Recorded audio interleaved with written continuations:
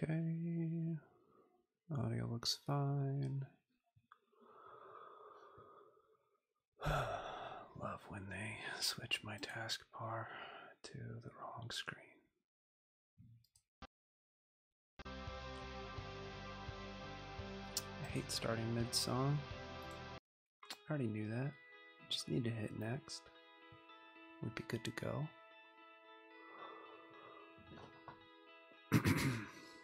Okay, cool.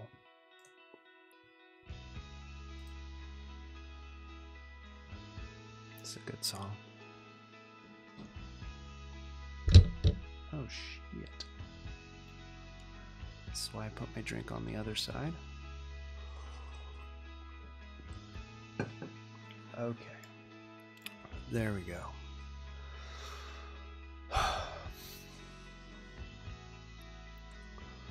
Okay, so we are at Data Structures Part 2 in Rust, ArrayList.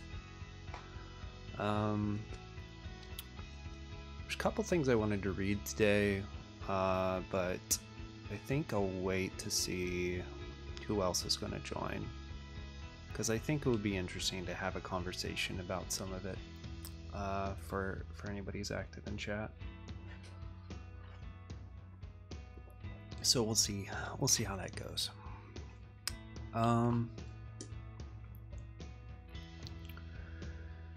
So yeah, if you didn't join us yesterday, we are in the middle of implementing an array list in Rust. We're just doing this for practice. It's not a perfect, exactly correct array list. It's more of like similar to a whiteboarding exercise, but really just learning about the data structure along the way and learning how to implement it from at least a high level, and then maybe we'll get into more specifics in the future. So that's the basics there.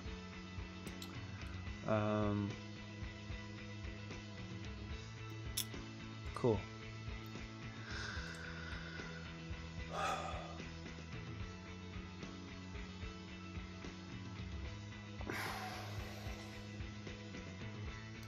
So yeah, let's get into it. Let's see how far we can go. So far, we've got our constructor implemented. We have happy path of append implemented, which will work up until we have 5 elements. And then we're going to need, you know, a good prepend. Not prepend, I'm sorry. I'm just reading things on my screen now. And so we're in the middle of our implementation of grow inner. So this is a private function in ArrayList that's basically responsible for growing the inner array that we use to actually store our values. Where ArrayList, of course, is just a wrapper on top of that. For those who care, this is the basic idea of an array list. This is based on a course that was done in TypeScript, so that is why it says TypeScript example. Of course, TypeScript doesn't actually have an array list, but yeah, so basing this off a course that was done in TypeScript by somebody that's not a TypeScript developer only. I'll just throw that out there. So yep. All right, cool. So that's that. We are using a fake array here. I just new typed a vec. It's not perfect. We'll read about why I did that. The short answer is how you would implement this in reality in Rust using unsafe, or in a language that doesn't enforce safety, is you would use a true array contiguous memory block of values in order to implement this. All of the array operations require you to use unsafe, and you also have to know the type and size at compile time. So if I was just to implement an array list for a specific type, well, it still wouldn't work because I don't have a specific size, right? So in this whole inner thing, like technically the type of an array in Rust is like this. If it was a array of I32s and it was 5 elements long, but of course we have to grow our inner array with an array list, so we can't do that. There are some workarounds, which we'll look at later, but for now, we're just new typing Vec. Vec itself is basically an array list,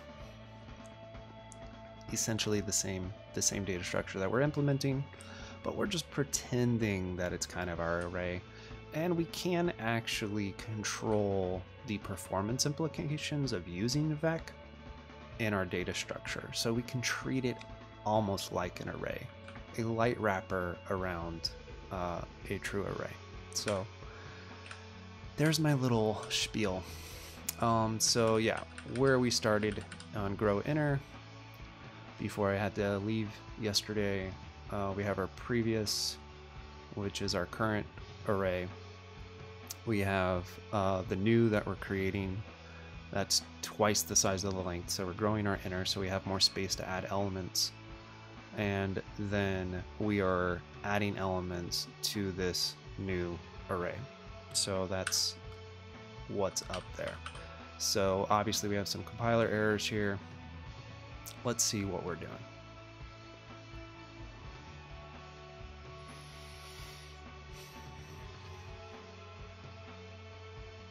Okay. So then I think what we want to do is, we can't have a mutable reference to self. We're going to have to actually own self. And so we're going to just do this, and that message should go away. But we'll see if this works. Variable does not need to be mutable, but it does. It does, I promise. We'll find out. We'll find out if it's probably because I haven't actually done anything mutable to it yet. But that should get rid of our error on 3 up, line 40. So let's see. New I to prov I. What does it hate about that? Cannot move out of index. If vec_t move occurs because value has type t, which does not implement the copy trait. Yeah, so unless we want to require that our trait implements copy, we can't exactly do it this way. So there's a couple ways we could of course do this. We could, since we know that it has clone, it's probably going to be our naive implementation. Obviously that's not great from completely great from a memory standpoint. If we were using unsafe, we would just do a mem copy. Ideally that would work here, where we copy all the elements from the previous array to the new array. I wish here that it would just pretend that it's really the array t, and then I would feel better, even though I'm really just new typing. So oh well, I just wish it would pretend that my new type was really what I'm using here.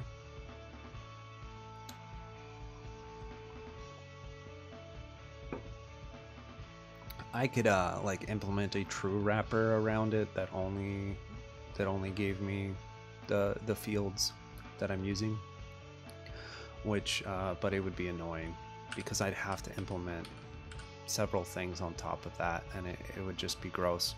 And I want this to be pretty close to what it would look like if I was doing this in an unsafe block. Okay. So this is our grow inner. The last thing that we need to do is say self.inner equals new, and this should make it realize that yes, in fact, I did need a mutable self. in order to do this. So that means, though, since I needed immutable self, in order to append it, I'm not sure how this is going to work, because I'm pretty sure we're going to get a complaint here. So if self.inner.len is less than self.length, then we're going to have to grow our inner, right? And so we just say self.growInner. And then actually, instead of all of this stuff, come on, Emacs, you can do this. All right. We're going to get rid of this and get rid of this. Indent that correctly, and this should work. So if we don't have enough space for the item that we're appending, we're going to grow our inner array, and then we're going to append that item.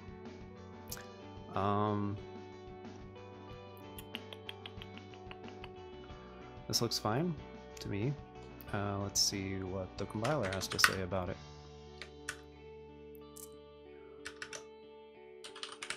Do a cargo build here.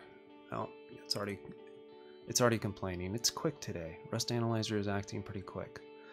Cannot move out of self, which is behind a mutable reference. Yeah, okay. So I think what I need to do is change this to mute self, which is what I assumed that I would need to do, but let's see. Mute can be used, okay, but why are you saying this? Okay, so I'm still getting a move. Okay, let's see how we're actually supposed to do this.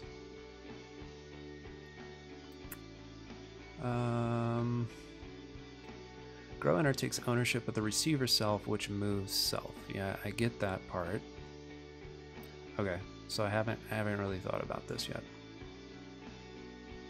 So we're moving self by calling grow inner,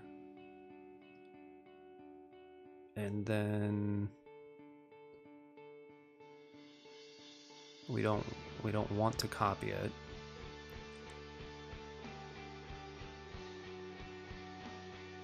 Okay, let's see what it says about my current. And I'm pretty sure it's this problem right here, which is like I have already moved self, and so I can't do this. So, you know, I'm so used to having a huge project that I'm so used to these builds taking a long time. Because I was working on like a big open source project before I did this, I like assumed that this build was going to take a long time. I'm not used, like, this is the only, like, there's 2 files of source in this project. There's no dependencies. It's just not used to Rust compiler being fast is really what it comes down to. Okay. Let's see. We don't care about the prepend error. We care about this. Value borrowed here after move. Self move due to this method. Okay. So we know this. I just have to think about how to actually solve it. So obviously we don't want to copy it.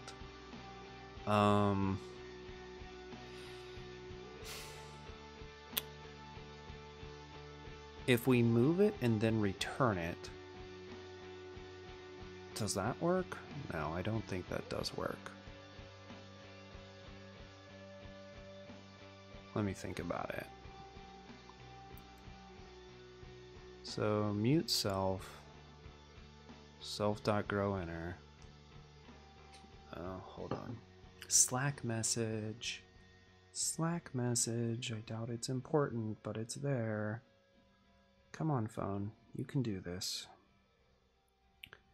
You can do this. Okay. It didn't even show up on my phone. That's how important it is. Oh, Jesus. What is it now?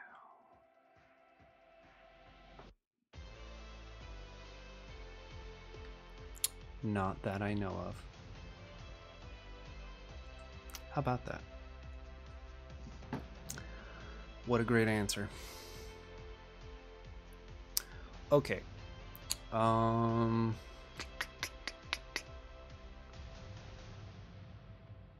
So we're calling append. We're fine in the happy case. But in this case, we need to grow inner. And in order to grow inner, we're going to need a mutable self in grow inner, which makes sense to me.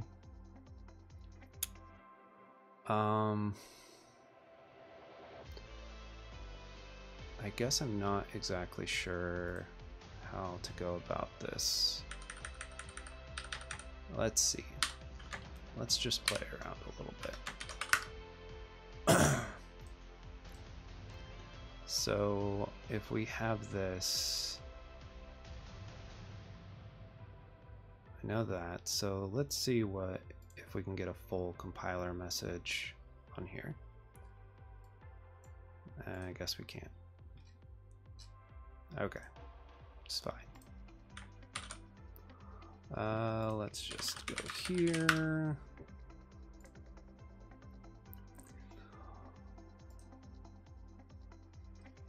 Okay. Cannot move out of self.inner, which is behind a mutable reference. I understand that. You can consider borrowing here. And actually borrowing is fine in this case. So I didn't really think about that. We don't actually need the actual thing in that method. So I just didn't think through that part. Oh, and that's all I had to do. Because I have a mutable reference. And that all works. And then in this case, I'm not moving the actual thing into grow inner. I'm just saying grow inner, you can change this. And then when I come back, it works. Okay, so that's all it was. Good thing. So, important to really think about, again, of course, when you're using Rust, do you actually need the actual thing? The other thing that I think will work is this. So let's see. Yep. So again, I don't need the actual thing in append. I just need a mutable reference. That makes sense to me. Cool. Okay, so we have grow inner and we have append. I'm kind of feeling like I just want some basic tests here. Originally, I was going to start with, I think that's how you do it. I always forget. I always forget these things. Yeah. Hey, Soundole, what's up? How are you? We're just back at it. We're back at it today, you know?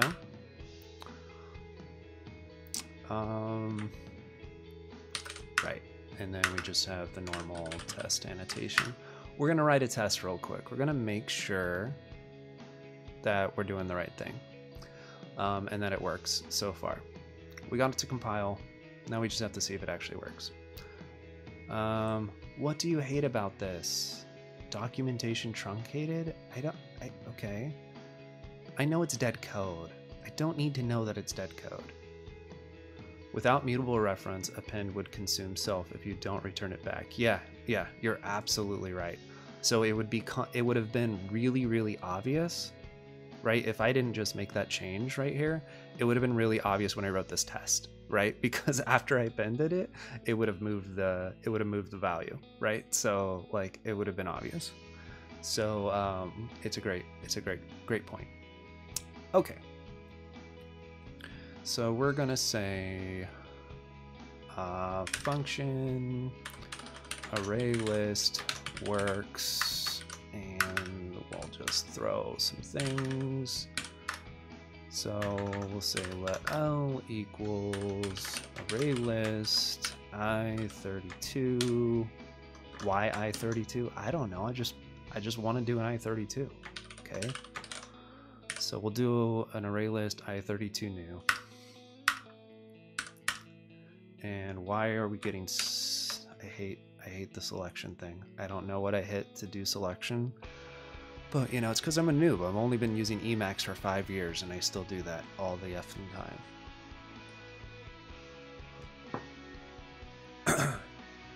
Okay, so we have our array list. And then what do we want to do? We want to start by appending some items. So let's append 1. Let's append 2. Okay, obviously this is a bad way of going about this. So we want to get to 5 items, and then we want to go to 6, right? Is this evil mode? It is. Yeah. So truth be told, I am a new possible convert to evil mode. I've been using Emacs, like I said, 5 years, just using normal Emacs commands, and I was okay, not great. Did I give it like did I spend tons of time learning all the commands I could have? No. But I also like what I did learn just didn't really stick with me, and that's usually a key to me that it's not something that's going to work really well for me. So that's just how I work. I should have done an R there, but that's okay. And we'll do R4, R5, and R-1. Okay. Since I did an I32, I just had to put a negative in there. Okay, so this will basically test that we can append to our list. Of course, we can initiate it, we can append to it, and that grow inner actually works. Okay, so let's see what happens. It might help if I actually put parentheses here to tell this thing that yes, I know how to declare a function in Rust. All right. Comparison operators cannot be chained. What did I do wrong? Oh, is it this? Yeah. I think that's right. Wow. Okay. So L, let's make sure L cannot borrow L as mutable as, oh yeah, that might help. It might help if I actually like did this as a mute. You don't like modal editors, but I'm forced to use Vive for embedded stuff sometimes. Oh, right. You mean like inside the device that you're using or whatever it is. That makes sense. Yeah, I'm getting used to the modal editor. I thought it's actually what kept me away from them for a long time, right? And if I get really annoyed, I can use most Emacs commands in insert mode. I don't know, I'm only a month in now. So far, I have found that it's been more productive than using Emacs for where I was at. Definitely not saying that's a universal, you know, that would be everybody's experience. That was just for me. But even like if you wanted to go up 3 lines, like evil mode shows you in the bottom of the editor, you know, what the Emacs command basically would be. Obviously they redo some things, but like to have to do Control U, then do 23, then hit whatever it is, I can't remember what it is. Well, it'd be Control U 23, and then it'd be what, to go down it'd be Control N, right? I believe that's next line. It's muscle memory, so sometimes I don't think about it, what the actual key is. It's a lot of control, right? I mean, as they say, you know, I mean, if you care about your pinky, maybe maybe you want to do different things. Yeah, I love the O, capital O and little o for new line. Go right into insert mode. I love that. It's a little bit less keystrokes than Emacs. I think that is the objective reality of it, you know, whether or not, without saying the subjective, like, is one better than the other. I think that's definitely a subjective thing. So far, Evil Mode in Emacs, I've really liked. I don't know if I'd ever actually switch over to Vim. I mean, it is probably more performant depending on what you're using. But I also recently went through a whole arc of upgrading my packages and stuff in Emacs, and have noticed, and replacing packages that are like, they were the good thing 5 years ago and there's better options now. And I've noticed a big speed improvement. So, you know, YMMV, right? Your mileage may vary. Okay, so this looks good. Let's do a little cargo test and see. Okay, so we got a fail. It panicked at index out of bounds. The len is 5, but the index is 5. Oh no, what did we do? Okay. This is on 58. Okay, so this tells me that my grow inner didn't work. Test result failed. 1 passed, 1 failed. Oh, that's because I still have the old lib test. Okay, so len is 5, but the index is 5. Yeah, at 58.9. Okay.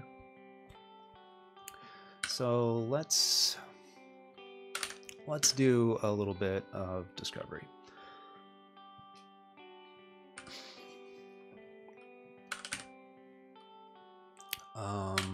Let's start with a little print line, and we'll say adding I believe we should be fine with the debug. We won't worry about doing, well, I guess no matter what, we're gonna need a debug. Adding to, okay, I don't know why I did it this way, because sometimes I just am not thinking. Okay, that's the real answer. Come on, no, I did not mean $43. That's not what I meant. All right. Fat fingered. My fingers are a little bit thick.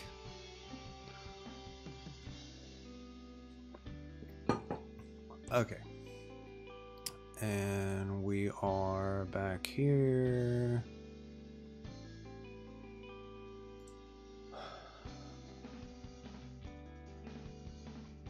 Doesn't have things like wrapping text in quotes and such, yeah. Yeah.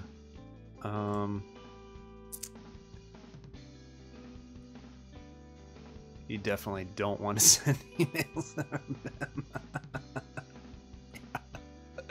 No, I mean, I can't imagine that I would enjoy that in general, right? That's funny. Okay. I think this debug is good enough. I probably, yeah. So now I have to go up here and say, yes, T has to have a debug on it. All right. Debug plus. Okay. Now the other thing is ArrayList technically does not have that. What do you hate about this? It's annoying that the info things, for whatever reason, in my LSP and linter, it is not. Oh yeah, I have to import debug. Yeah. Okay. We'll put the imports up here. Well, I guess we can put it after my comments that are explanatory. Use stud format debug. Like right there, like that was lag for sure on Emacs part. So there are things like that that annoy me that I imagine I wouldn't get in Vim, because Emacs definitely is more resource intensive than Vim. But I don't know. I'd have to play with it more. And it would also depend on what other things I was using, you know? So I hated that it was that slow. But it's only, I mean, it's only if you type fast too, I guess. Which I'm like, not like extremely fast, but decently fast, you know? Tend to sit around that 100 WPM thing, depending on what I'm typing, as long as it's not fucking numbers. Those numbers, they'll get you, unless you have a numpad.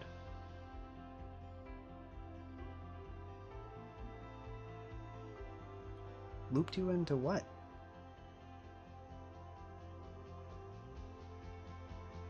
Oh my god. Okay. I don't care. It doesn't matter to me.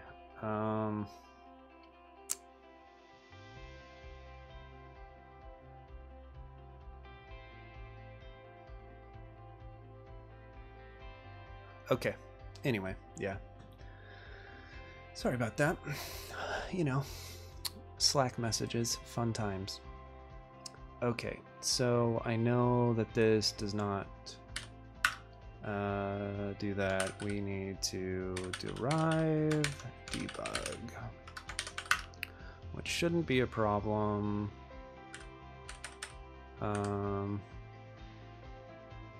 In general.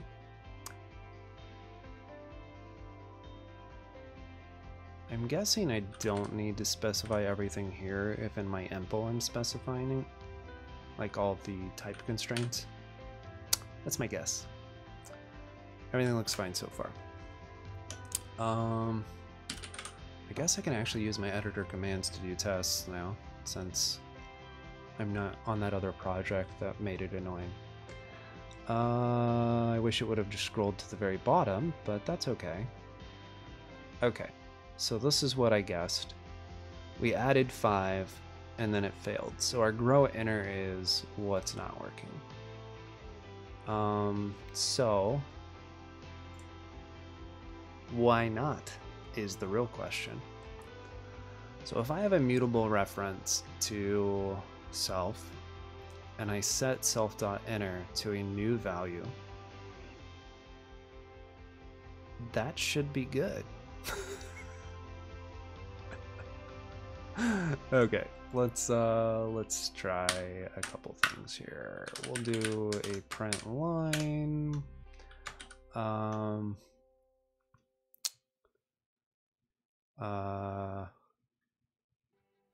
New, yeah.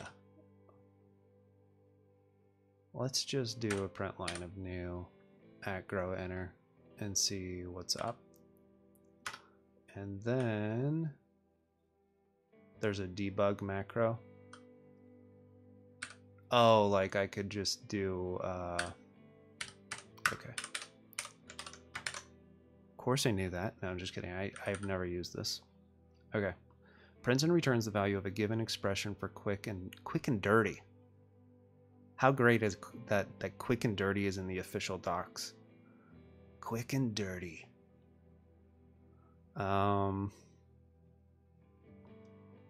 Okay. MX LDoc doc buffer. Okay, I've never actually done that, so let's do it. Let's jump into that doc buffer. Debug a times 2 plus 1. Okay. Oh, okay. Oh yeah, that's nice.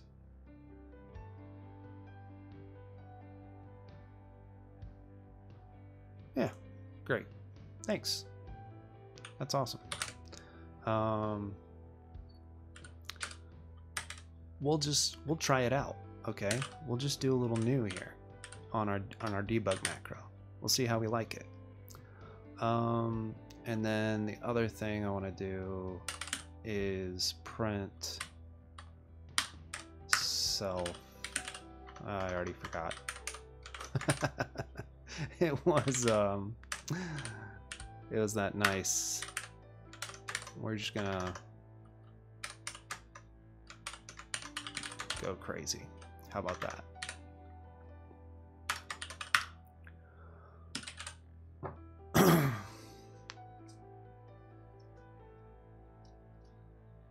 I really hope that this... What? You consider this a use of the value? Oh my god. I was hoping that it wouldn't. I was hoping that the debug macro would be smart enough to know that I didn't need it to be a use of the value.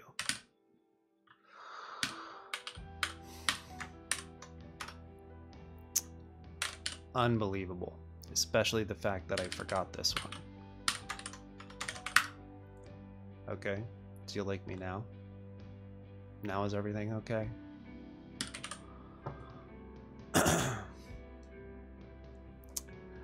Okay. So... this we know. This we know. This we know. Okay, let's look at our debug here. When we add 1 to ArrayList, yeah, we're going to use some scrolling here. Okay, that's pretty nice. Adding 1 to ArrayList, we have length 1 inner. Okay. Huh? Okay, well this looks like a problem, doesn't it? Somehow I did tail equals 1. Self.tail equal... Oh, look at that bug. Absolutely, of course, that's what we're here, Dronner. That's why we're here, right? Is to suffer. You get to suffer through my obvious mistakes, and I get to suffer through my naive implementations. Oh man, good times. Okay. And I have some reading that we're gonna do later. I was waiting till to see who showed up today. We're gonna read about. It's great. It's safe, right? We're keeping it safe today. We're gonna read about someone complaining that they can't basically implement an array list in safe Rust, and then the responses that ensued. I thought that would be good reading and applicable. So it'd be good learnings for me at least, and maybe someone else. Okay, anyway, I already found the bug. I was being dumb. I mean, it is possible. It's possible to implement your own array list.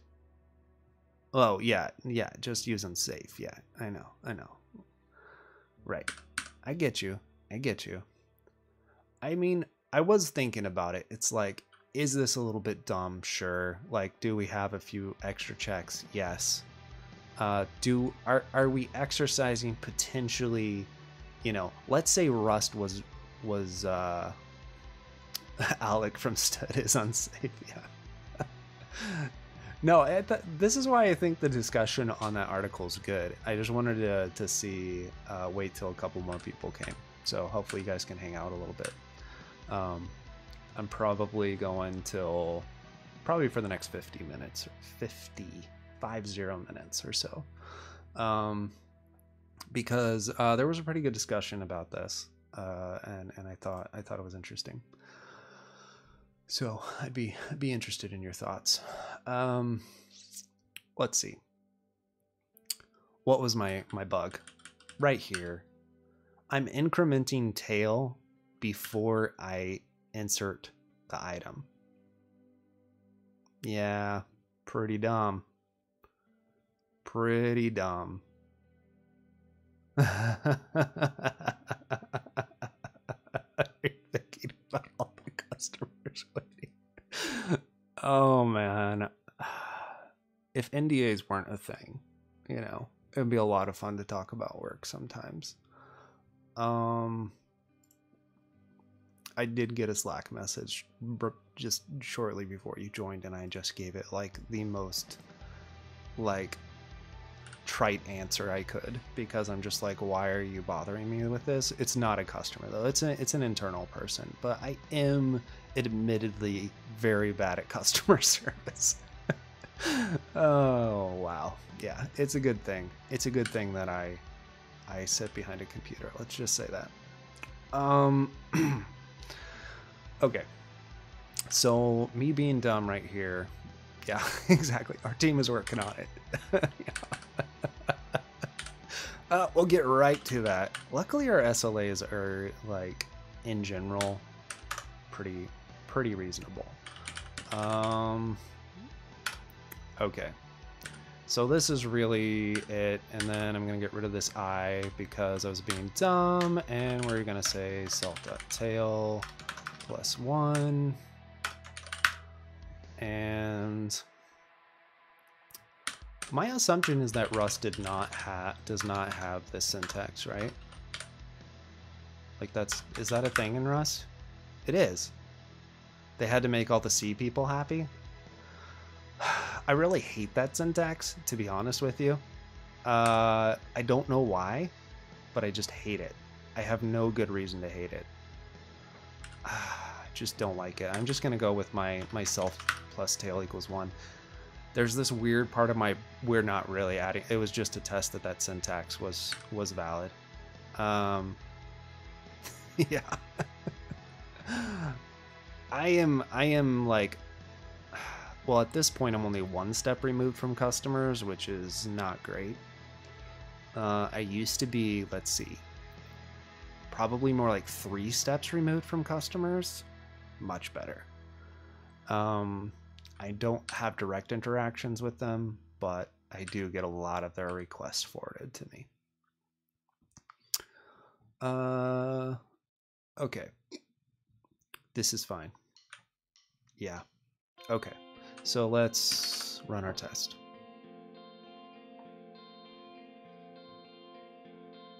Need a junior, I know. Well, we used to have those sorts of things. Hey, look at that. Amazing. I'm just amazing, aren't I?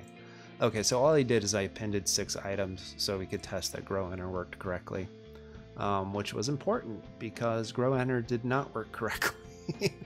No, actually it wasn't grow_enter, it was my append function that I did the order of operations wrong.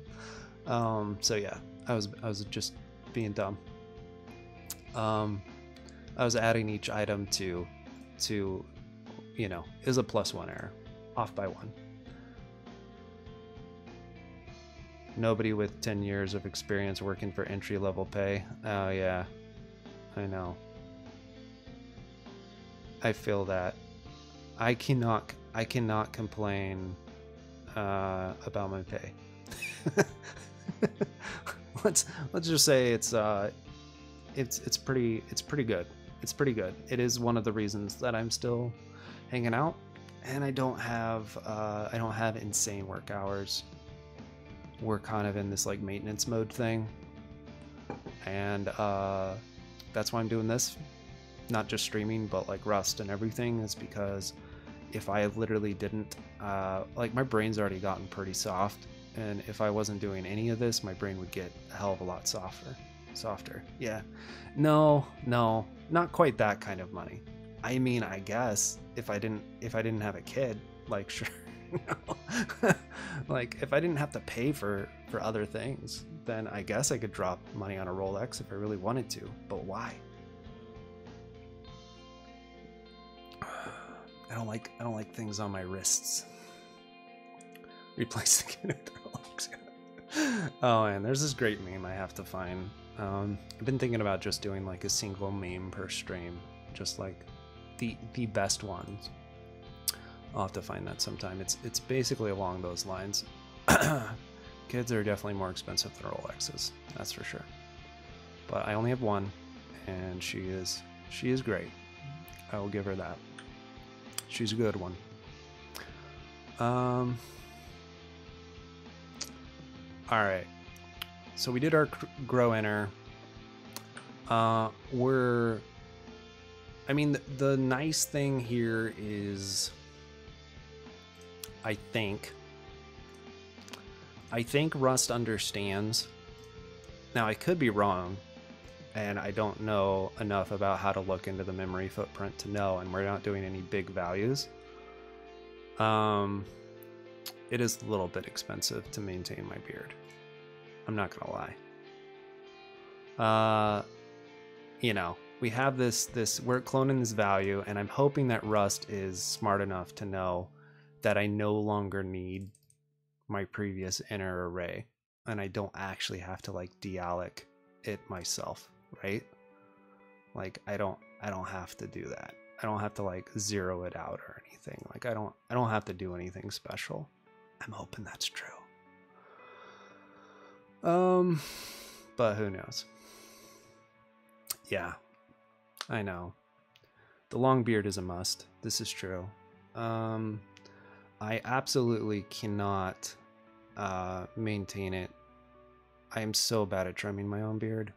I don't know if any of you have beards, but wow, I'm really bad at it. So that's the main cost, is you have to go to like somebody who's actually good at it. Not easy to find. Pay them money. And then, you know, that whole thing. You know, my haircut's not like too complicated, but the beard usually requires a little bit higher priced barber or stylist. Yeah, it's true. But, you know, I don't live in a high cost area, so it's not terrible. It's like, depending on where I go, it's like 60 to 80 bucks after tip. USD, US dollars. Okay, good times.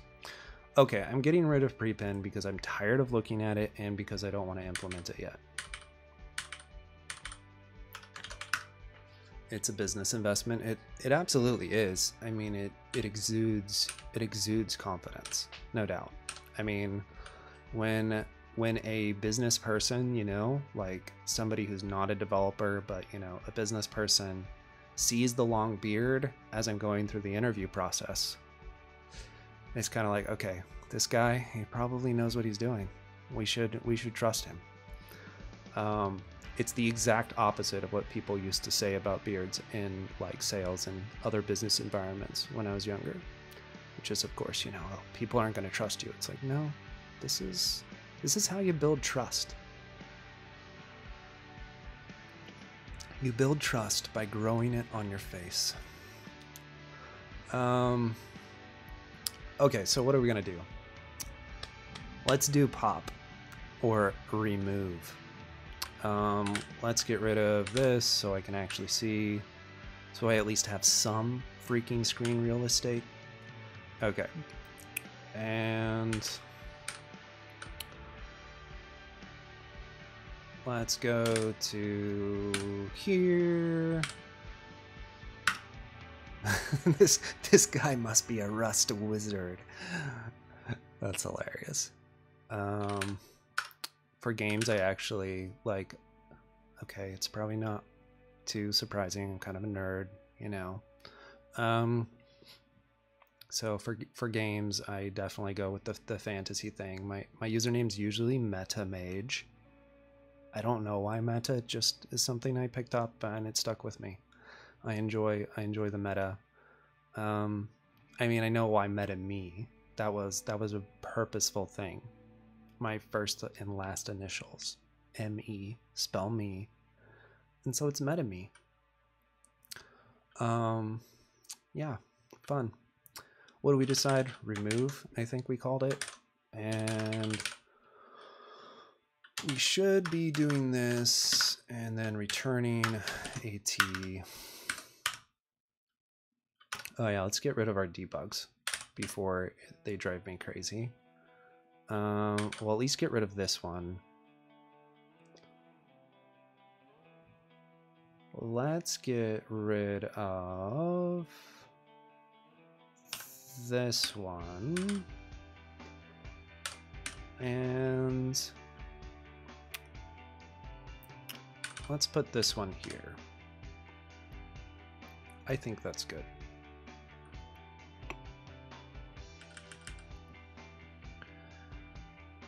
Should put that in your bio on LinkedIn.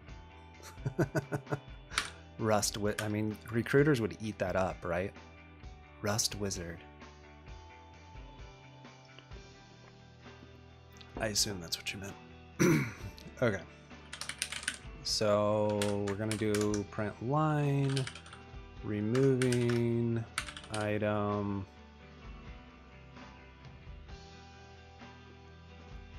Okay, no. Well, I can't do the same thing. I kind of wanted to. I guess I can put it down.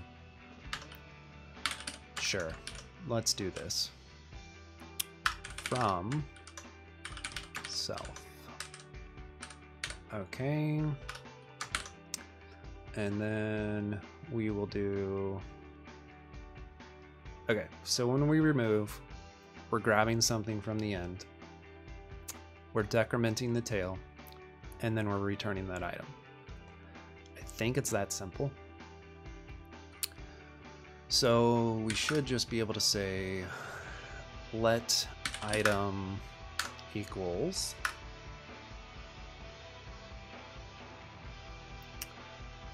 does ArrayList have a pop? That's what they call it in some languages. It's basically the same thing as the remove that I'm doing. Well, of course, a lot of people will say pop for stacks, right? So push and pop.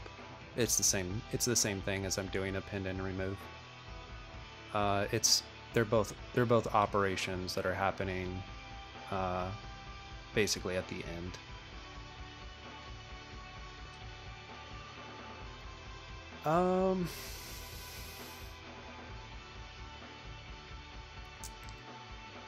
Let item equals self.inner, self.tail. We actually do want to end. Ooh, we do want the actual item here, right? So we actually need to consume that. It's fine to consume it. We'll see how this goes. Let's not worry about borrow checking until we really have to. Okay, so now we can have this nice print line here. And then we're going to say self.tail equals self.tail. Not yet, though. I remembered one more thing we should do. Now, we don't have to do this right, but it does feel kind of nice. It feels kind of nice to say this. I don't know how you guys feel. But I mean, we could just leave this out there, but assuming our default implementation of T is less memory than a value of T, which is sometimes the case, not always. Vivax, what's up?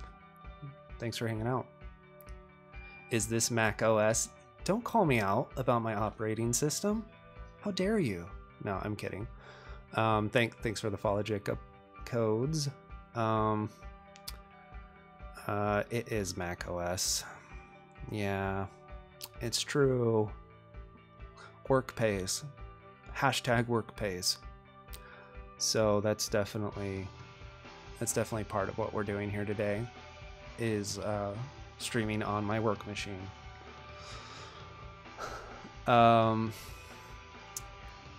Yeah. So we're still playing with this warp terminal thing, which is a macOS only thing, and I hate it in a lot of ways too, but it's here. It's interesting.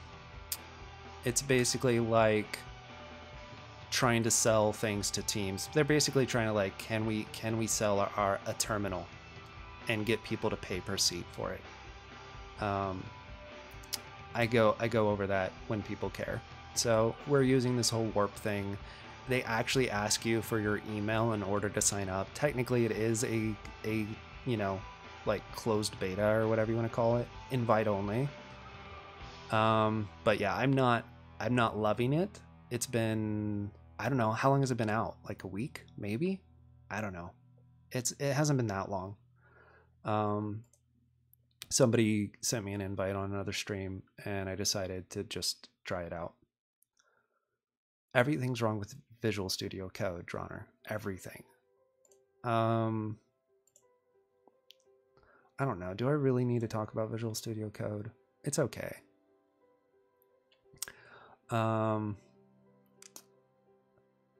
Yeah. I'm using evil mode in Emacs, so I'm both annoying everybody and appeasing everybody, besides people that like Visual Studio Code. But they require no appeasal. But no, it is totally a joke. I don't care. I used Visual Studio Code for years, and it was great. It was great when I worked in TypeScript, you know. It was great for TypeScript. It was great for JavaScript, obviously, it's fine. It actually got pretty good for Java towards the end of me writing Java. And then, you know, and then I just didn't feel like using it anymore, and I just wanted to move on to something else. I wanted to be cooler. I needed street cred, you know? I needed more by the way things to say, you know? I mean, why else are we, really, why else are we writing Rust if not to tell people that we write Rust? Vex remove has an alternative swap remove. You're right. I've used that before, Soundle. Good call out, which swaps deleted element with the last element and then pops it for O1 instead of ON. That is really, really cool. I'm going to keep it this way only because it's more how I would do it with an actual array.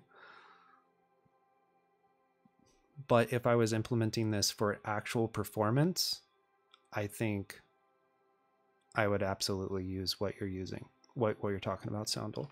It's a very cool, I love the swap remove feature. So I really like that. Now, technically, as far as runtime goes, our remove should be constant time, right?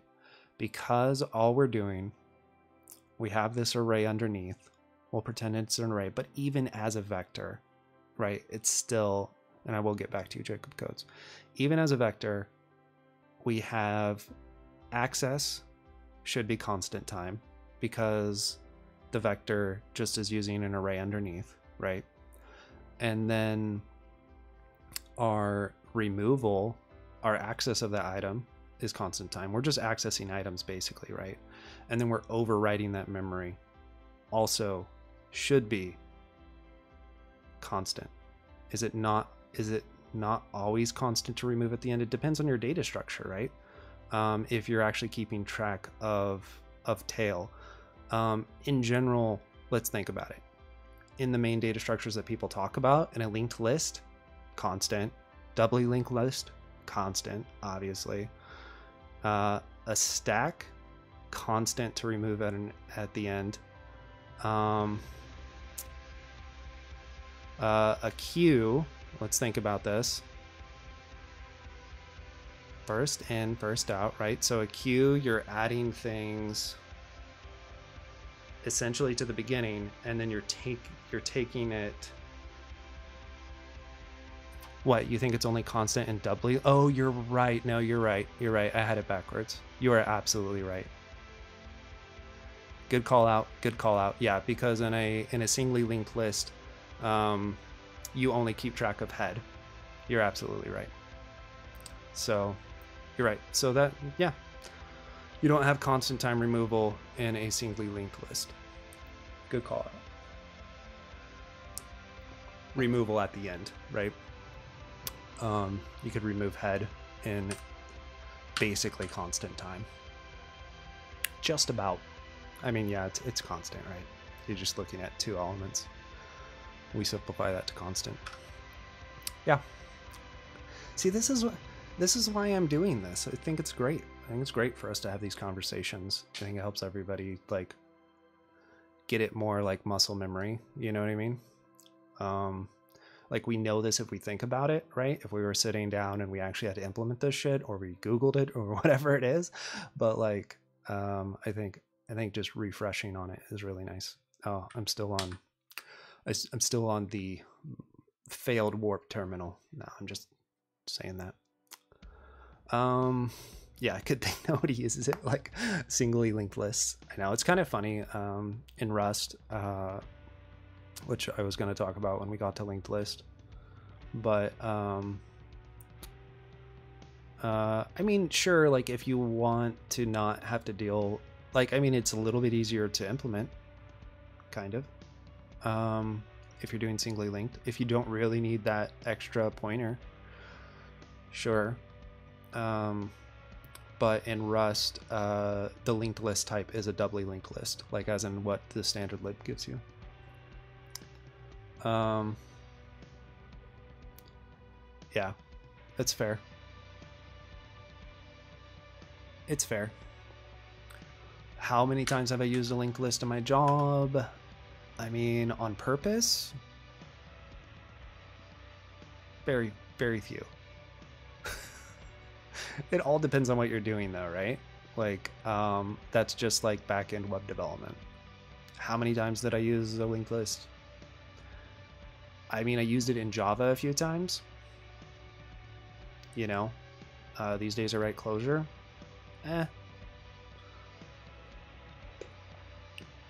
Oh yeah, Jacob had a question.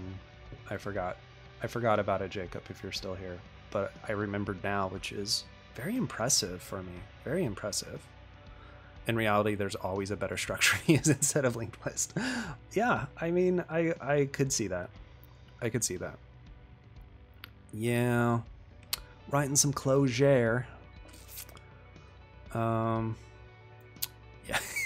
Sounds like anything else. Just use anything else but a linked list. But what are they going to ask you to write on a whiteboard? Probably not a linked list anymore. It's a little too on the nose. Okay. Where was it? You want to learn Rust, but you don't know where to start. Okay, cool. What do you use right now? I think that's a good question.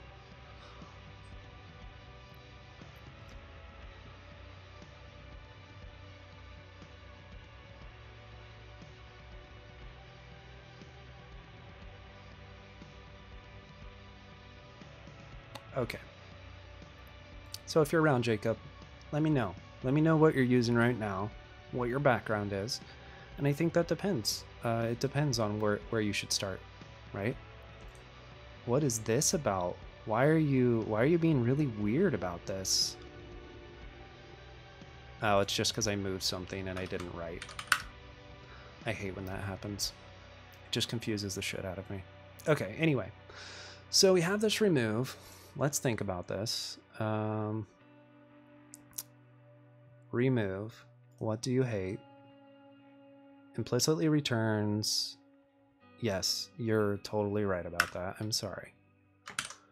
I apologize. Gods of Rust. Okay, this is what I was expecting. He went back to program C. Yeah, I just don't feel like a C program would be like, I don't know where to start. But I mean, it's fair. It's possible. It's fine if that's true. Cannot move out of index of vec_t. Move occurs because value has type T, which, oh my god, I'm doing this again, aren't I?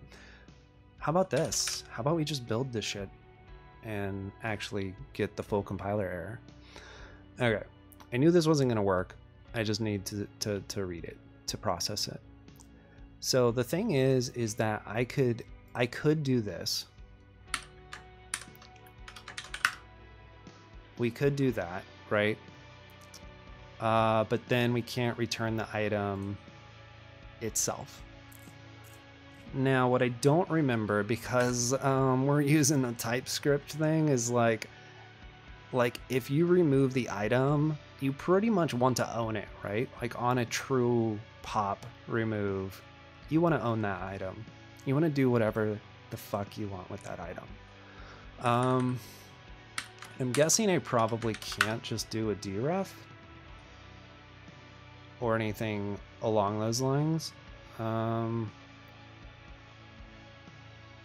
Cannot borrow self.enter as mutable because it is also borrowed as immutable. Okay, I understand.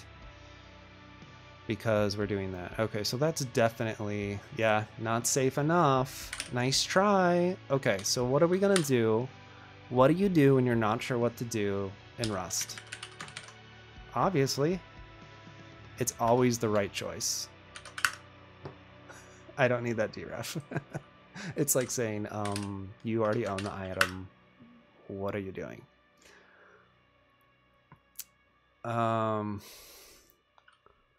We just throw a little clone in there. We're getting rid of it here. We're already overriding it in memory. You know. So it's not efficient, but it's safe, right? We're cloning that. Absolutely. It's still constant time, right? Because even if I do, it's not efficient, but it's constant time. We're pretending that we're still obeying the contract of the data structure. That's funny. Okay, good times. Let's see. 1 second.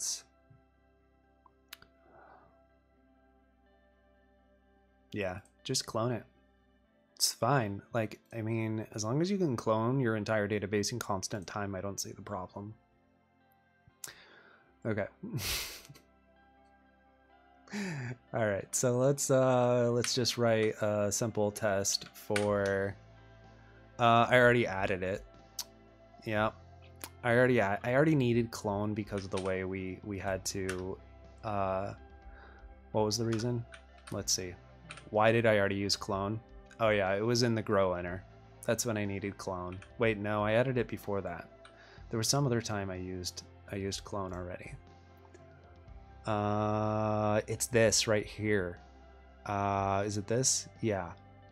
In order to use this macro, even with a default, I had to do clone. Now, obviously, I could have, let me think. I could have just called default 5 times instead. But I believe it was this syntax that made me use clone, which makes sense because the macro doesn't actually know that I'm just calling the default function. But, you know, whatever. I ended up needing to use clone anyway. But at least clone is better than copy, right? I mean, copy is more restrictive. We couldn't even have an array list of strings if we wanted to do copy. Yeah. Okay, cool. So let's just test our remove. What did I just do? I don't even know. Okay, let's try this again. Let's just completely. I can't do I just always think index every time. Okay, so let's just do this, and we're gonna say assert EQ -1 item. Yeah, very specific version of clone, right? Yeah. I only know, I mean, I knew that kind of, right? Like I just know it practically. So we should see that this is an item, and we should see that our length is back to 5, right? 1, 2, 3, 4, 5. Yeah, 5 L dot length, and then let's just try testing that. I need to just put this stupid warn dead code off. How do I do this? How do I turn off the stupid warn dead code? I've never turned off warnings before because, you know, turn off dead code warning in Rust. Oh, you just put a not? Is that really how you do it? I mean, I like it. I don't mind that syntax.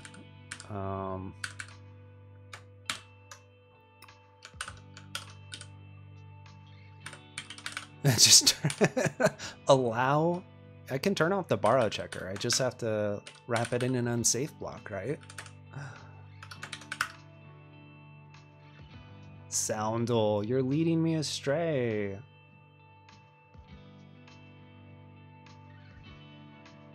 All right, let's just see.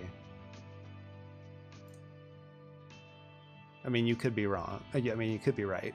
You could be wrong. You could be wrong. All right, let's see. It has to be the very first line in the file. Oh, why is this so long? This is why people use GPT. It's because of stupid websites like this. Nobody wants to do this. Okay. Needs to be, oh, look at me. I'm screwing everything up right now. Okay. Awesome. Thanks. Scene? Oh, you're right. No. All right. I'll show you the website. I was going to say while we wait for that to compile because I'm so used to saying that, even though that's not true in this particular case. But like, I literally, like, there's this whole dumb thing. And then it doesn't tell me how to turn it. Maybe I just didn't read. It's my fault. It's my fault, right? Did I just not read? I just clicked the very first thing. Handle the warn dead code by adding, no. But yeah, not good. Geeks for Geeks is bad. I know, I've heard that it's bad. ArrayList works failed. That's okay. I can deal with a failing test. What I can't deal with is a bunch of dead code warnings. Okay. This looks fine. This is fine. You posted the clip on Twitter. Damn it. Oh no, what did I do? I didn't update tail? Did I not update tail in my remove? Self.tail. Okay, let's think about this. Self.tail equals self.tail minus 1. This looks fine. Am I crazy? Wait, what happened here? Tail is 5. What? Why is tail 5 right there? That's wrong. Tail should be 4. Okay, enter. Tail is, oh wait, no, I'm dumb. I have already, am I being dumb right now? Okay, no, that's right. I did it at appending self. No, that's wrong. I did something wrong. I did another thing wrong. Is this true? Oh, why am I doing this? Okay, hold on. Hold on. I messed up. Let's see. Let's see where I messed up. Length 1. No, I did do something wrong.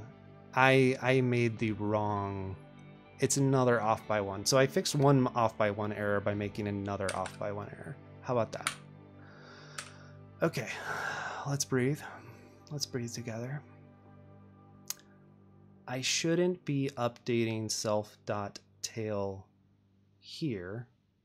I know what the problem is. It's because I'm initializing this as a 0.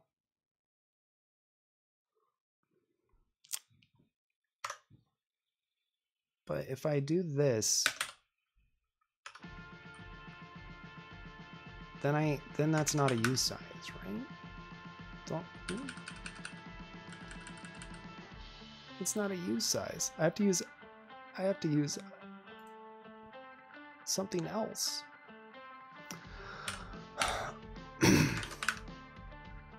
Like that. Just so I can store my -1 in my init. It's either that or we make it optional, which I don't want to do because that's annoying. And then I will have to go back and fix my append function because it's wrong.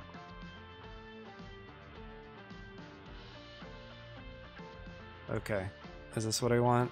I guess so. We'll just go with it. Okay,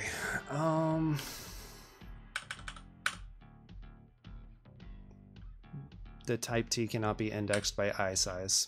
That's why you use U size. Okay, so then that means that we literally have to make this an option. Wow, this is fun. Let me just think, is there any other way I can do this? I mean, of course, there's a million other ways I can do this, right? But like, is there any way I can do this without changing my implementation too much? Is tail, yeah, tail is something else than length. So length is, oh, that's fair.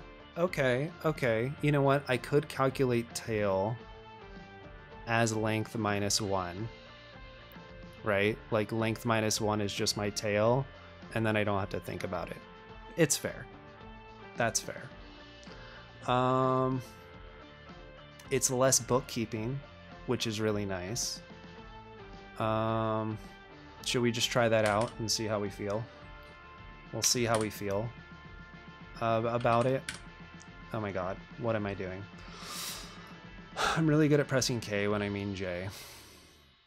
Okay, so length is U size, which I need in order for it to be an index. Okay. And okay, thanks for that. I'm sure that's not what you actually mean. This doesn't change length at all. That's great. Okay, so let's talk through append. So we have our self, we have our item. Self.length equals self.length plus 1. Self.innerlen is less than self.length, self.growInner. That looks all fine. Then we have self.inner. Self. Okay, so here I did this. Ooh, I can just use this, right? Since I'm already adding to. Wait, no, it's -1. Dang it. I thought I had a nice. Instead of doing -2, we're going to absolutely put this down here because that's going to be really, really annoying. And then let's just say tail maybe is self.length -1.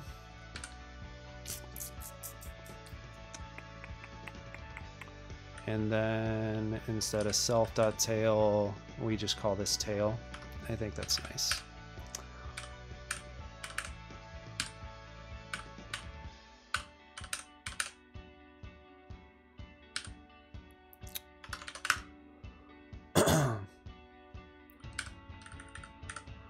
What don't you like about this? No field tail. Oh my god.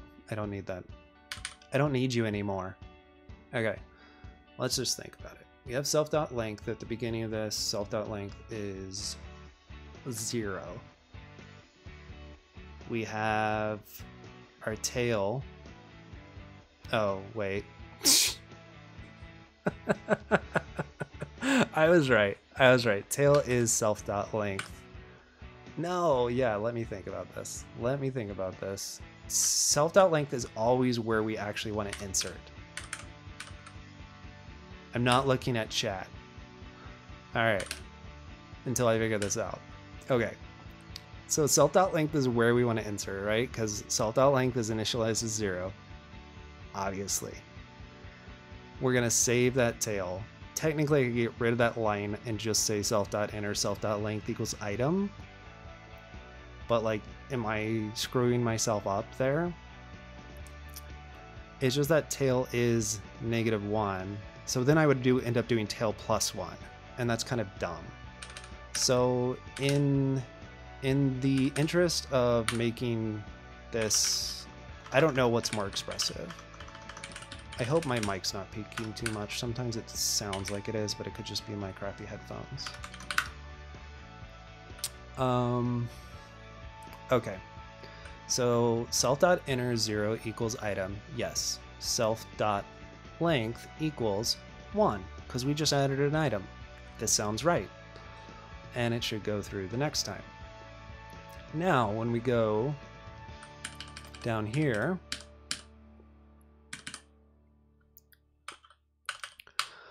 we're going to want the thing at self.length -1.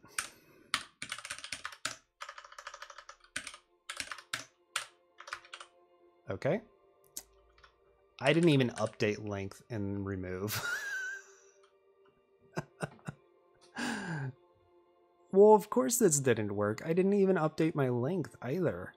I mean, I wasn't relying on it, and that's actually another flaw in my implementation, is that by having two things that I had to update and length I wasn't even relying on at all, it kind of screwed everything up.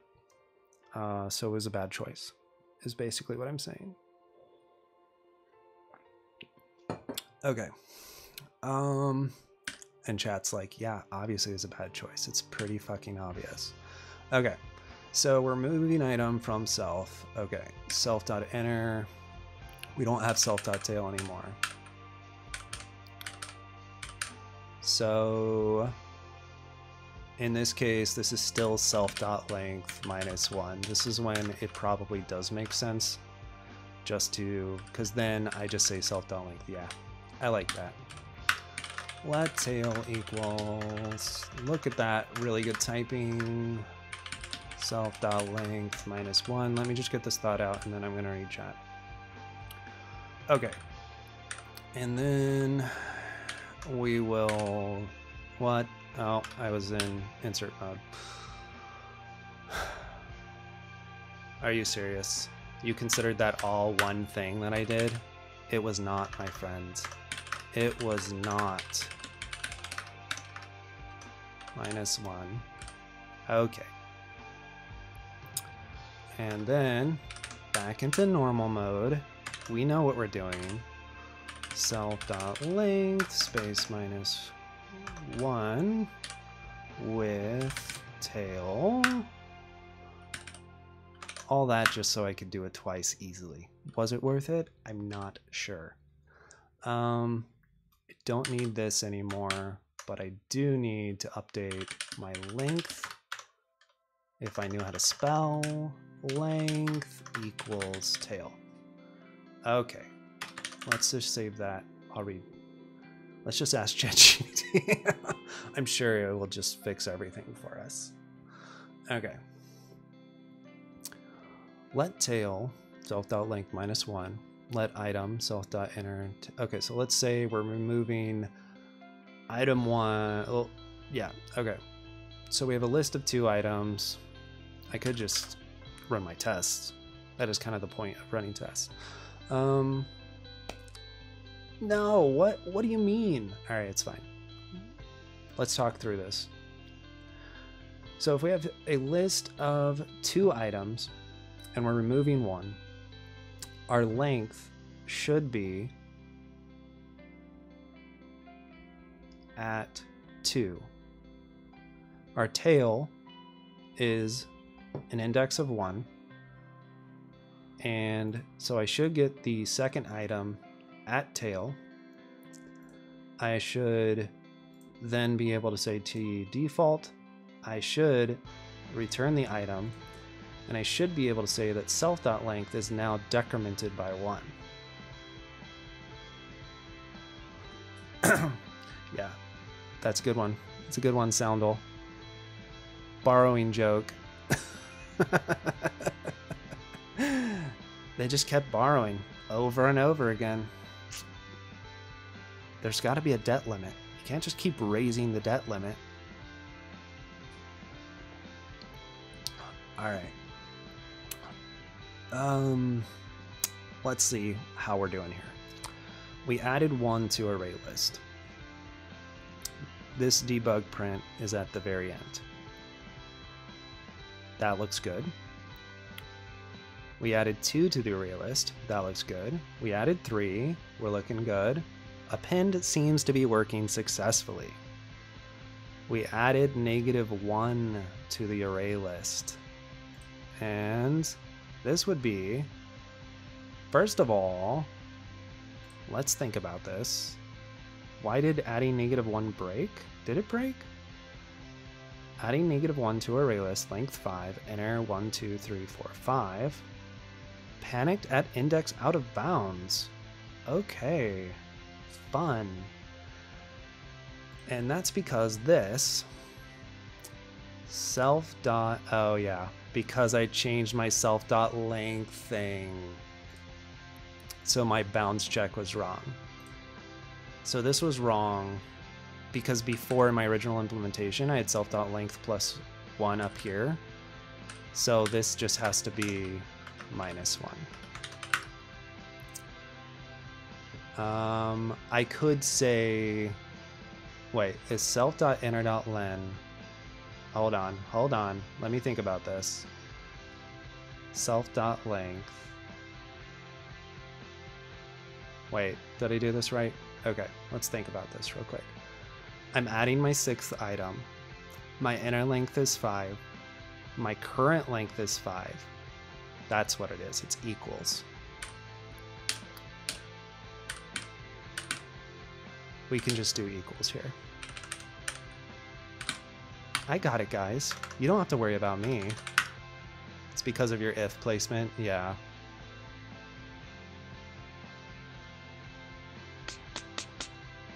I mean, originally, if you remember, I had self.length +1 up here, and that's why the grow inner made sense.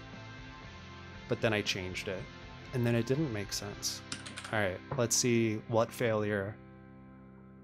I used to do this in the look at that, look at me. I used to do this thing where I just said, "Come watch me fail" on all my Rust streams, because that's basically what they are. I was gonna say were, but it's basically what they are, right?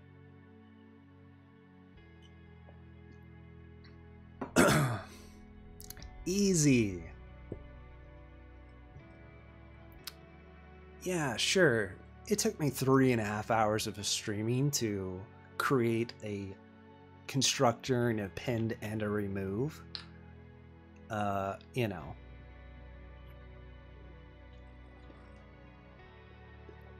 I imagine I would be, you're the new Prime for sure.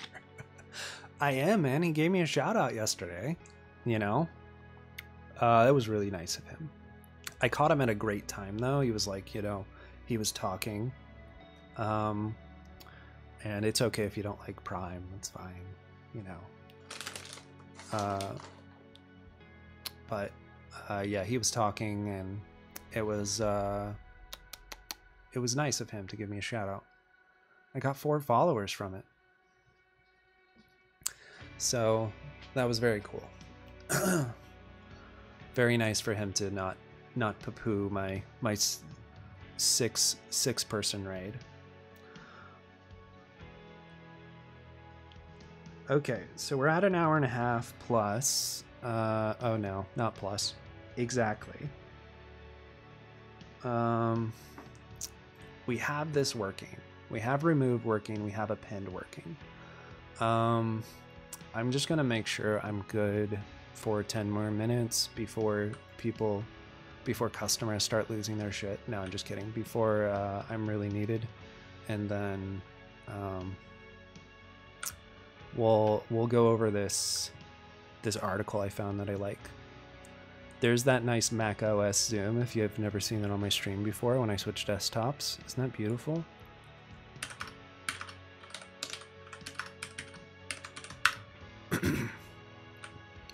All right.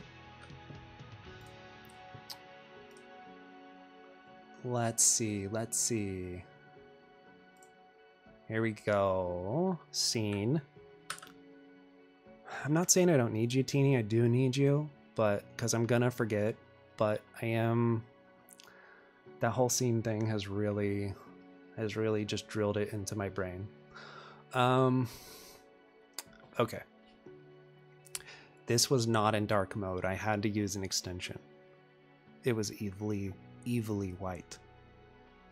You had seen already typed in. As you should. Okay, awesome. Why is Vec implemented unsafely? So I liked this.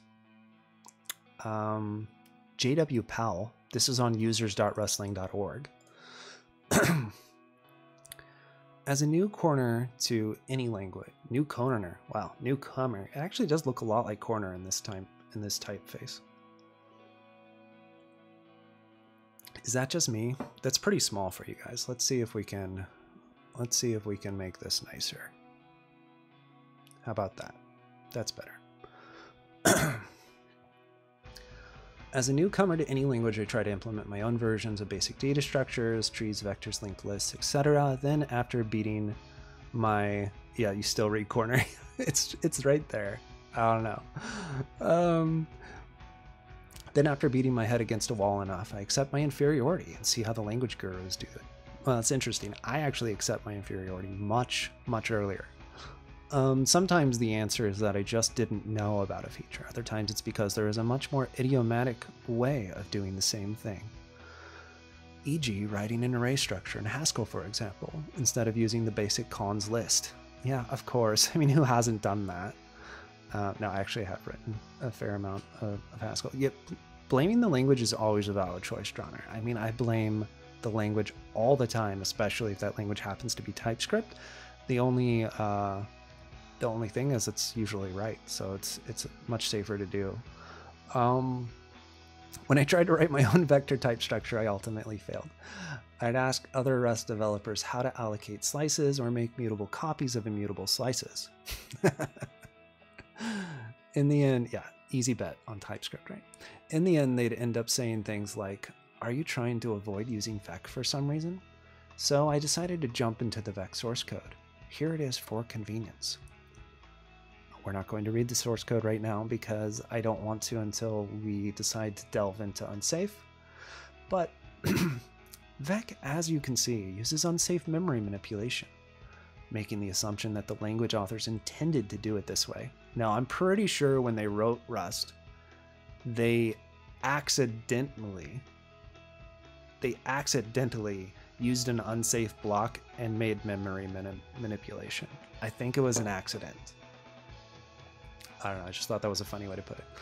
And this isn't just crusty Rust 0.1 code. Correct me, yeah, oopsie, whoops, sorry guys. Correct me if I'm wrong, please. It raises a very important question for me.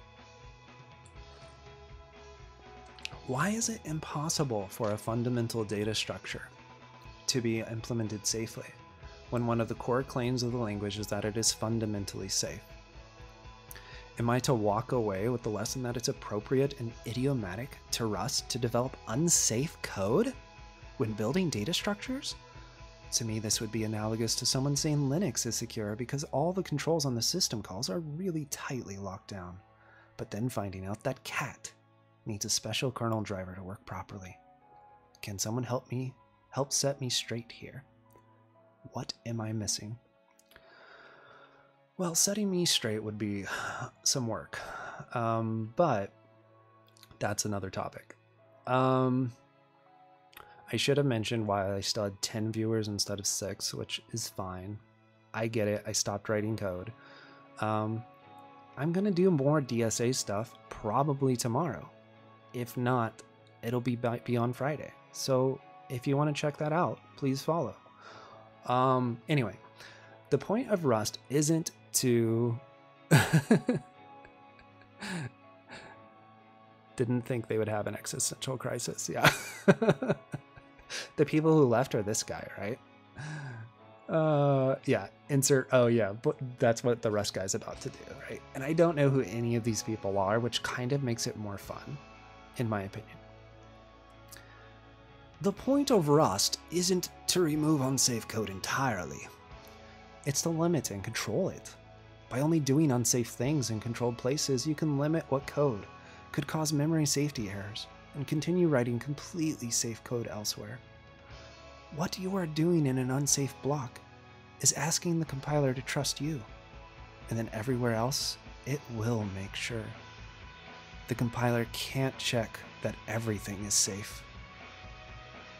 That hurts, that hits. Did that hit you? Was that just like chilling? There are some operations which just by their nature require manual control. In Rust, if you do need to use unsafe, you typically do it in a very limited amount of code. And then you only have to scrutinize that specific code for memory errors. And then build up a it's much more happy, right? And then build up a completely safe API on top of it. Yay!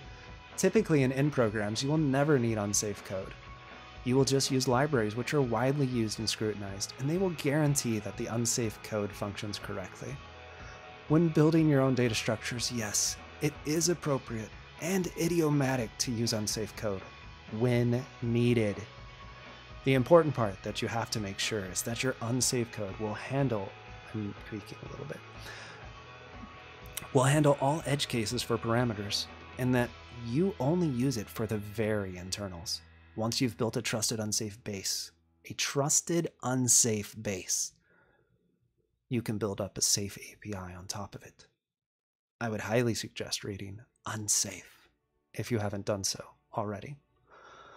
Okay, I get what they're saying.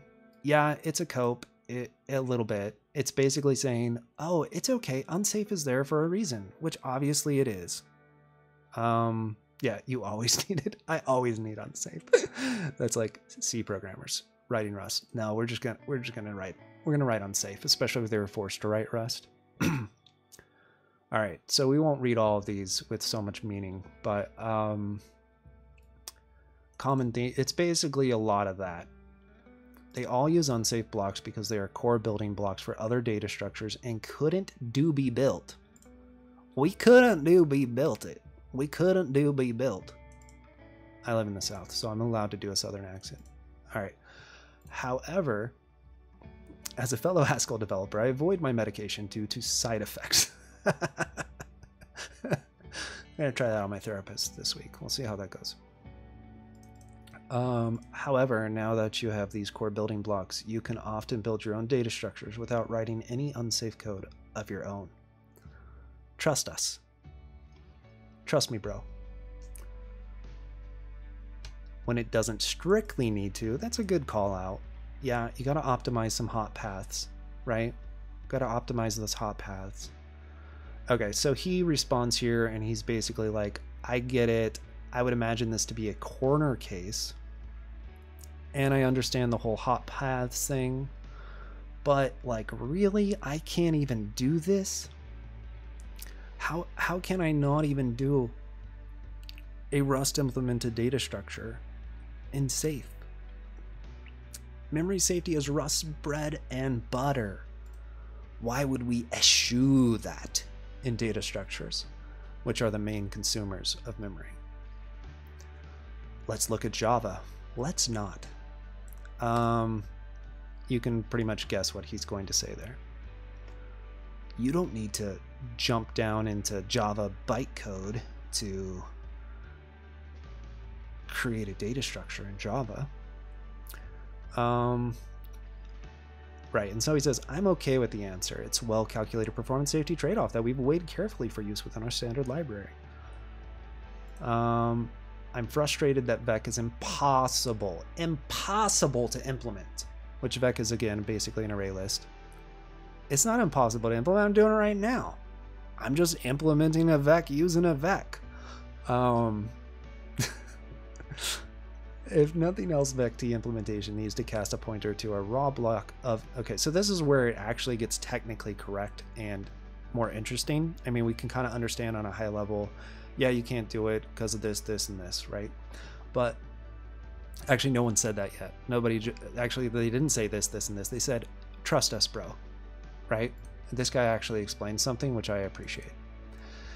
If nothing else, vec_t implementation needs to cast a pointer to a raw block of allocated memory to array of t.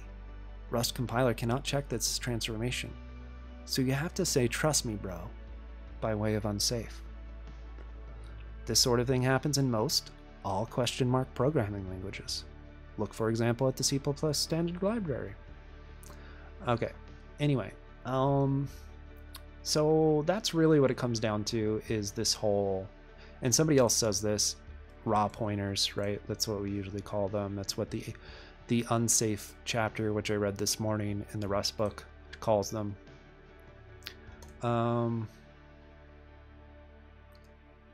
Oh, that would be interesting. Yeah, I know CoQ. As I like to call it. It's French, but you know, it's all right. Yeah, that's a good call out, Sandal. Yeah, that would be cool to look into. If you guys find anything on that, I'd be happy to go over it on stream. Okay, not all data structures can be represented in safe code just due to the nature of what Rust guarantees with safety. I think that's a fair take. I understand it. We can't have a raw pointer to this memory. We can't do mem copies. We can't do those kinds of things completely safely, right? Now it did let me do a mem copy if I remember right? It let me do that wrapped mem copy, but my vectors had to be of the same size, so that didn't work.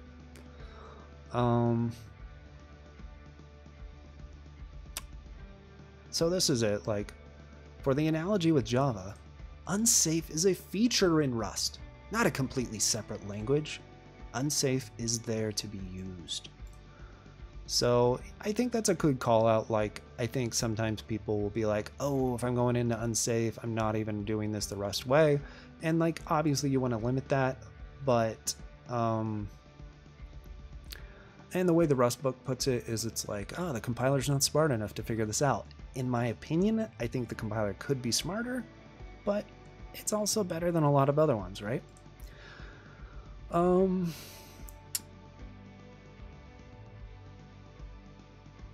Okay, so this, we're getting down to the last thing I wanted to go over before we head out for the day, is there's one option that they're talking about. It is possible to implement a list interface backed by a vec in safe Rust code. Yeah, we're doing it right now, man. We're absolutely doing it. The equivalent would be asking you to implement the primitive array in pure Java. I expect you'll find this isn't possible without trickery. You can't request contiguous blocks of memory in Java, so you simply can't get the O1 performance one would expect from an array. I don't, even despite being on the JVM for 10 years, because, you know, web devs, we don't fucking care about performance. I actually don't know exactly how you do this. Does that mean I've never used an array in Java? No, of course not. I don't know exactly how Java handles this case. I'm going to call it out. Yeah, skill issue. That's cool. I get it. So that's interesting. Okay, so this is a long thing that didn't matter. Even though he said, Comex, you basically summed it up. Here, I will post the link just in case people want to read every single response. That probably would have been, we just add more RAM. That's right. And if you add more RAM to JVM, it's just going to take it. It's going to take it all. All right. Okay. I expected such primitive structures to be part of the language syntax, much like TN is. This is like array literal syntax. I suppose it would just have been syntactic sugar to turn array T into something with more of an intrinsic feeling syntax. I guess that's just me projecting prejudices I've learned from other languages. Yeah, maybe. Second slices and vec, Yeah, exactly. Thank you for talking to me for so long. Soundle says, if I remember correctly, you can allocate memory that GC won't see with unsafe class in Java. Awesome. We just fucking label it unsafe, guys. That's what we do. What? You're not willing to do that? Are you too scared? Yes, I am scared. Okay, there was something about a box. Let's leak all that new memory. That's right. We're gonna leak it all, baby. That's what Java does. Okay, here we go. The one guy that cared about being helpful instead of saying, no, Rust is wonderful. No. I wish I had seen this message earlier. I think you've gotten some really off-target advice in this thread. And all the preaching, called it, about unsafe completely misses the point. You can use safe public interfaces in the library to get a lower than VEC level array of data, but they just didn't make it very obvious. What you want is a slice with a box to own it. All right.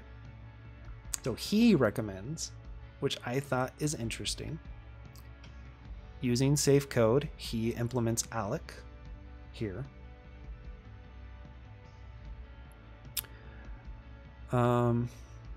Please never say C# on this stream again. No, I'm just kidding. When I was learning C#, I found all that GC roots and everything more complicated than manual allocation. Yeah, fair. I discovered static is great for memory leaks in memory man languages. Yeah. Yeah. I don't think you're wrong about that at all. I think we're like, oh, I'll use static because it's going to be better, right? And then it's like, no, actually, we're just going to fuck ourselves over. Okay. Anyway. What you want is a slice with a box to own it. Use std box. Okay, so he says we can own a slice with a box, and we can actually declare this at compile time. So I think this is interesting because it basically seems to know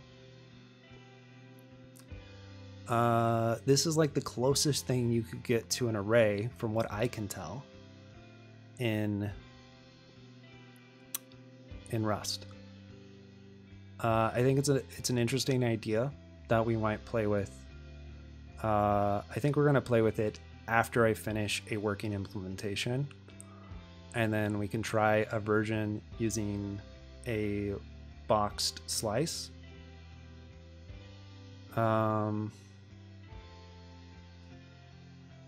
So I don't know. That's kind of what I'm thinking.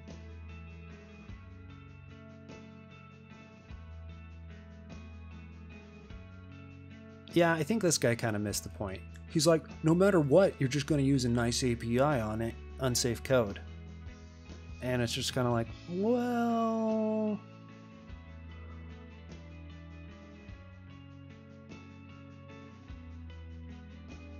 So it's possible that this doesn't work and that guy has no idea what he's talking about, or it's possible he's a fucking genius. All right. So that's what we've learned from this.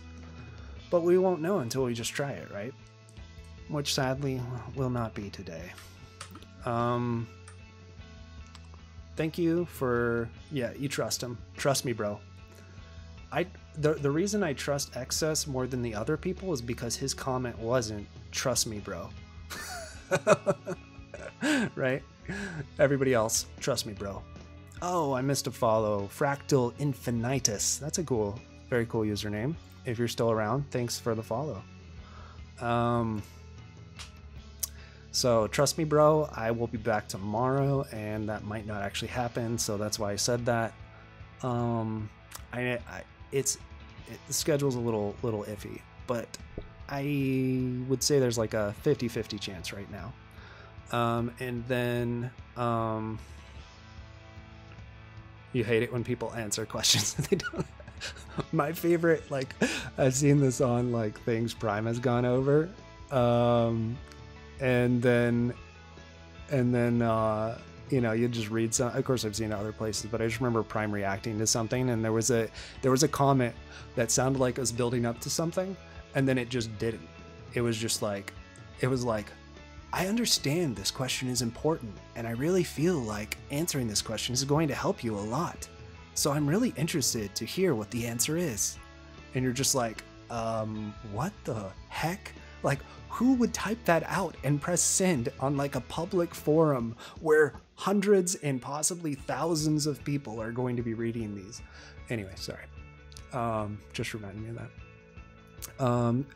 Thanks for the information. It was interesting. Cool. Well, this is what we do. Glad you followed, and we'll be back with some more data structures in Rust. Not going to say we're going to finish our array list next time. It depends on how much time I have and how bad I get, and we'll go from there. But yeah, I had a lot of fun. Thanks for hanging out.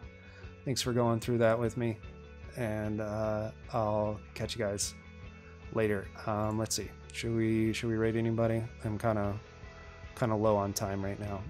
Raid channel. Is there anybody else? Okay. We're gonna do a quick raid because my buddy Runic, who also streams Rust, is streaming. Well, last time I said he streams Rust, and then I raided him, and he was writing TypeScript. So let's hope that doesn't happen today.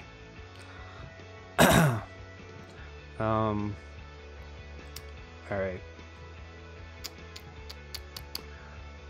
And because Twitch is weird, I'm going to have to go into a different freaking thing just to even see what he's doing.